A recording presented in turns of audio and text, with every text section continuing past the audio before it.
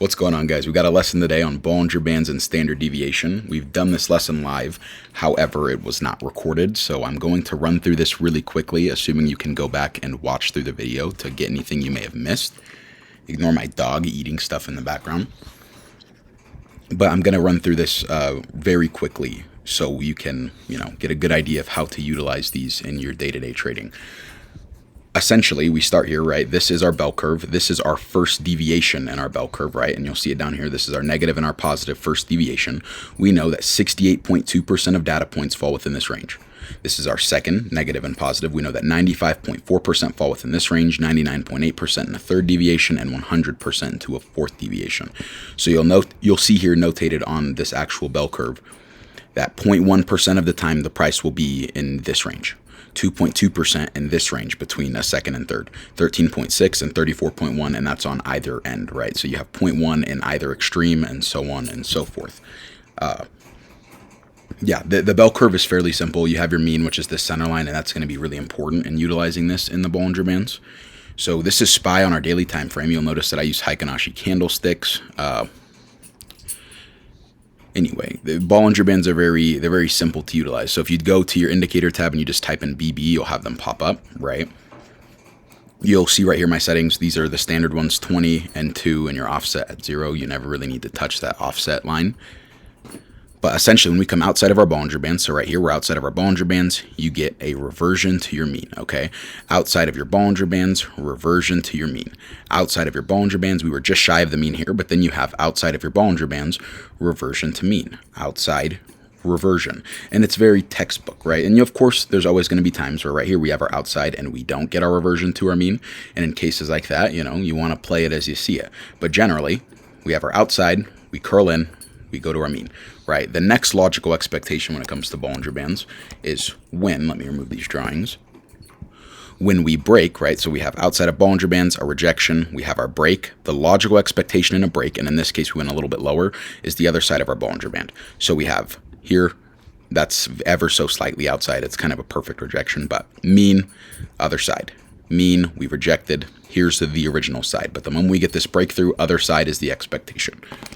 And that's the big way to utilize this tool at its base. Very simple, very unproblematic tool. It's very, very easy to use, very easy to learn.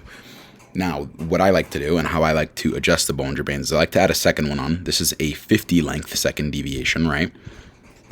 So when you use a 50 length second deviation, I find this to be significantly more accurate when it comes to the general price action. And that's really what Bollinger Bands are good for, right? Is following the price action. So in this case, we have, and you'll see it just the tip went straight outside of this, immediately came back inside, reversion to our mean, test of our other side of Bollinger Band. In this case, we didn't get our full mean test, but outside of Bollinger Band, mean, other side. Mean, other side. Mean, other side. Right, and it's textbook. This is just the most probable path statistically for the price action to follow. So now when we combine these two in conjunction, right, and I like to remove the upper and lower bands and just leave on the basis and background to give this visual of between the two of them that doesn't fill up too much of your chart. But now we can, and we're once again on the daily time frame on SPY. Let's just run through what we have here.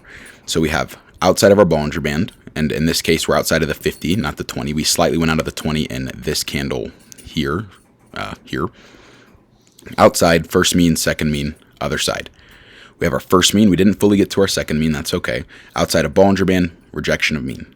Outside of Bollinger Band here, right? Mean, mean, other side of Bollinger Band.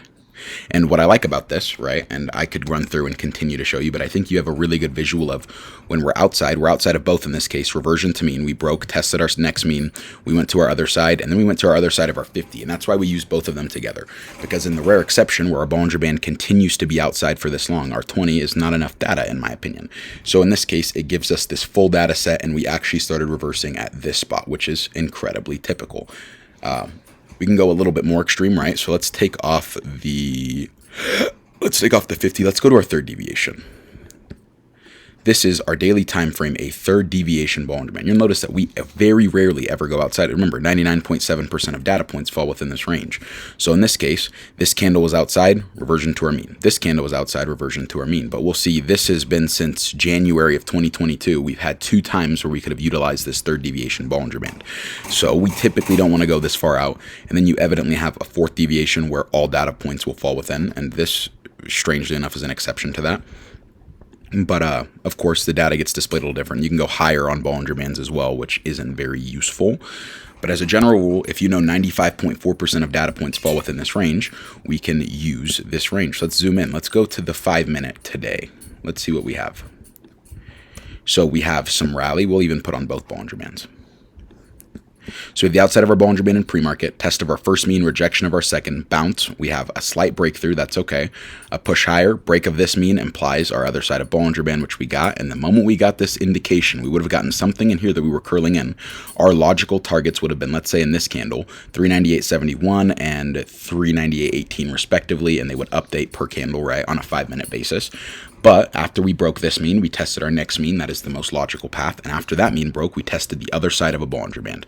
And we could have seen a continuation down to here. But the moment we got this indication we were going up, you see where we started slowly stopping. It's our 50 Bollinger Band mean. So what's the next logical step for SPY in this case? 398.37. And logically, that should be tested, right? And if that's broken, we continue back to the other side. And that's how you use Bollinger Bands to follow price action. If there's any questions, you're more than welcome to reach out to me. And thank you.